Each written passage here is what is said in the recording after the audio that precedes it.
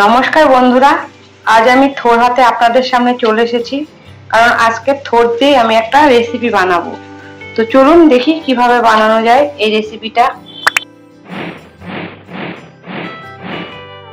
এটা আমার বাগানে কাঁচা কলার থোর। তো চলুন এটা আমি কেটে নিয়ে আসি। দেখুন আমি থোরগুলোকে খুব মিহি মিহি করে পাতলা পাতলা করে কেটে নিয়ে এসেছি।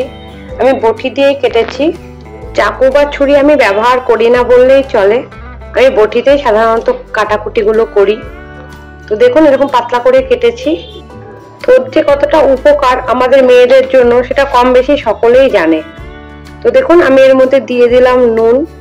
আজ যে আমি রান্নাটা করছি, এই রান্নাটা কিন্তু অপূর্ব স্বাদ, একটা সাধারণ জিনিসের অসাধারণ টেস্ট। আর দিয়ে দিলাম হলুদ। এবার এগুলোকে আমি ভালো করে মিশিয়ে নেব। এটা ভালো করে চটকে চটকে মাখতে হবে, তাহলে কি হবে, থোর থেকে অনেক জল বেরোবে, যেহেতু আমি নুন দিয়েছি, আর থোরটাও ভীষণ নরম হয়ে যাবে। তো এইভাবে আমি এটাকে ভালো করে চটকে মাখিয়ে নেব। এটা কিন্তু খুব ইম্পর্টেন্ট, চটকানোটা। এদিকে আমি কড়াই বসিয়ে দিয়েছি, কড়াইটা গরম হয়ে গেছে। দেখুন আমি এবার এর মধ্যে দিয়ে দিলাম সর্ষের তেল। রান্নাটা আমি সর্ষের তেলেই করব। আর দিয়ে দিচ্ছি ঘি, সামান্য ঘি আমি এর মধ্যে অ্যাড করলাম। এবার আমি দিয়ে দেব দারচিনি, লবঙ্গ আর এলাচ ফোড়ন, আর দিয়ে দেব একটা তেজপাতা, আর দিয়ে দেব একটা শুকনো লঙ্কা। ঘি বা তেলের উপরে দারচিনি দিলে একটা দারুণ মিষ্টি গন্ধ বেরোয়। জানেন, এই গন্ধটা আমার ভীষণই ভালো লাগে। তো আমি এটা একটু নাড়িয়ে নেব।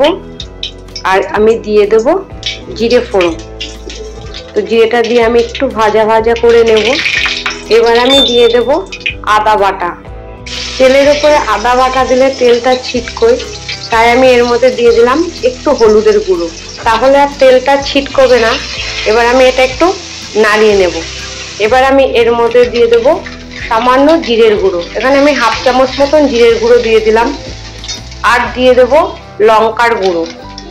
থোরের মধ্যে বেশি ঝাল দিলে ভালো লাগে না, তাই আপনারা বুঝে দেবেন, অল্প পরিমাণে লঙ্কা গুঁড়ো দেবেন। এরপরে যে যেরকম ঝাল খায় সেটাই দেবেন। আর এখানে সব থেকে গুরুত্বপূর্ণ উপকরণ হচ্ছে গোবিন্দভোগ আতপ চাল। দেখুন আমি বাটিতে গোবিন্দভোগ আতপ চাল নিয়ে নিয়েছি। এটা আমি ভালো করে ধুয়ে নিয়েছি। এটা আমি তেলের উপরে দিয়ে দেব।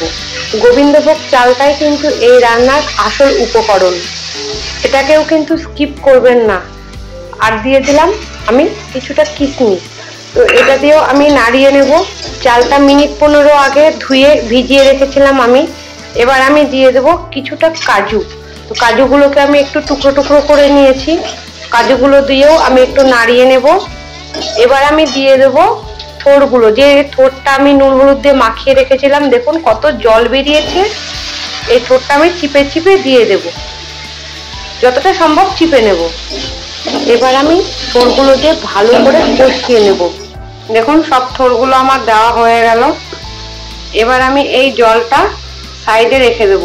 এই জলটা আমার আর কাজে লাগবে না, কারণ আমার এই রান্নাতে এতটুকু জলও ব্যবহার হবে না। তো এবার আমি একটা থালা দিয়ে ঢেকে দেব। গ্যাসের ফ্লেমকে আমি একদম লো করে রেখেছি। এভাবে আমি রান্নাটা কমপ্লিট করব। থোরের এই পদটি এতটাই সুস্বাদু হয় যেটা মাছ মাংসকেও হার মানায়। আপনারা নিরামিষ দিনে এই পদটি রান্না করবেন, দেখবেন এটা দিয়ে এক থালা ভাত খাওয়া হয়ে যাবে। এটা এতটাই টেস্টি হয়।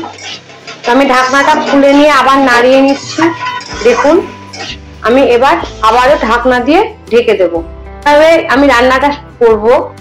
আমি আবারও কিছুক্ষণ পর ঢাকনাটা খুলে নিচ্ছি। দেখুন এটা অলমোস্ট তৈরি হয়ে গেছে। কেমন মাখো মাখো হয়ে গেছে, দেখুন এটা অনেকটা কমেও গেছে। তো এবার আমি এর মধ্যে দিয়ে দেব চিনি। চিনিটা খুব ইম্পর্টেন্ট, কারণ থোরে এতটুকু মিষ্টি ভাব থাকে না, সেই জন্য আমি একটু চিনি বেশি পরিমাণে দিলাম। দেখলেন 1 চামচ চিনি দিয়ে দিলাম। এরপরে আপনারা যে যেরকম মিষ্টি খান সেভাবেই দেবেন, তবে থোরে একটু মিষ্টিটা বেশিই লাগে।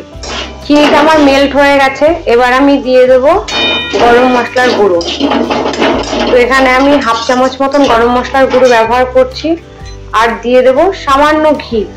এখানে হাফ চামচ মতন ঘি আমি দিয়ে দেব। এবার আমি এটা ভালো করে মিশিয়ে নেব। রান্নাটা আমার কমপ্লিট হয়ে গেল। এবার আমি এটা একটা পাত্রের মধ্যে ঢেলে নেব। একটা কথা নতুনদের উদ্দেশ্যে বলি, যারা কোনোদিনও থোড় রান্না করেননি তারা থোড়ে খুব সামান্য পরিমাণ নুন দেবেন, কারণ থোড়ে নুন একদমই যায় না। নুন আর ঝাল থোড়ে কিন্তু খুব বেশি লাগে না। তো যাই হোক, এটা দেখতে কি সুন্দর হয়েছে, আশা করছি খেতেও খুব সুন্দর হবে, আর খেতে সত্যিই ভালো হয়। আপনাদেরকে আবারও অনুরোধ করছি, আপনারা এই পদটি একবার হলেও বাড়িতে অবশ্যই বানাবেন, আর কমেন্টে আমাকে জানাবেন কেমন হয়েছে।